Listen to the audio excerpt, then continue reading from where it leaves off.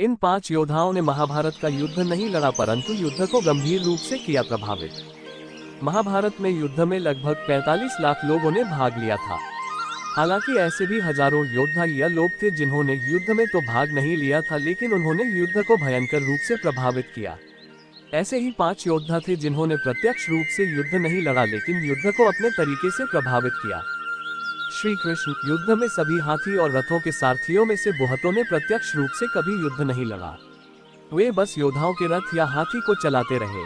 उनमें से बहुत तो पहले ही मारे जाते थे जिनके स्थान पर दूसरे सारथी की नियुक्ति हो जाती थी। भगवान श्री कृष्ण अर्जुन के रथ के सारथी थे। कर्ण के सारथी शल्य थे।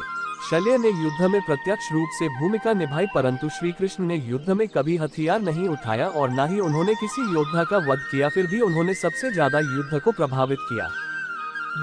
बर्बरीक। भीमपौत्र और घटोत्कच के पुत्र दानवीर बर्बरीक के लिए 3 बाण ही काफी थे जिसके बल पर वे कौरवों और पांडवों की पूरी सेना को समाप्त कर सकते थे।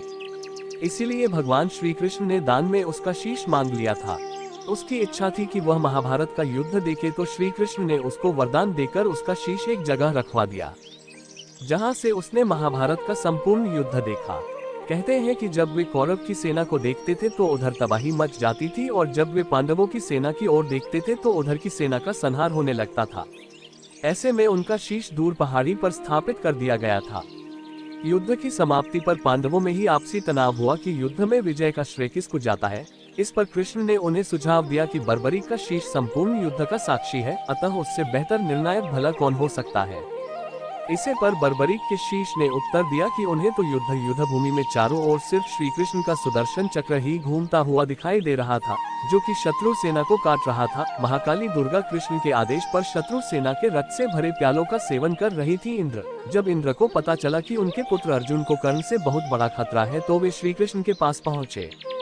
श्री कृष्ण ने उनको सलाह दी कि कर्ण बहुत ही बड़ा दानवीर है, आप उसके दान देने के समय पर ब्राह्मण के वेश में पहुंचकर उससे दान लेने का संकल्प कराने के बाद उससे कवच और कुंडल मांग ले। इंद्र ने ऐसा ही किया, लेकिन कवच कुंडल ले जाने के बाद आकाशवाणी हुई कि तुमने धोखे से कर्ण के कवच कुंडल ले लिए हैं, इसके बदले तुम्हें भी कुछ देना होगा, अन्यथा तुम्हारा ये रथ भूमि में ऐसा ही धंसा रहेगा और तुम भी धंस जाओगे।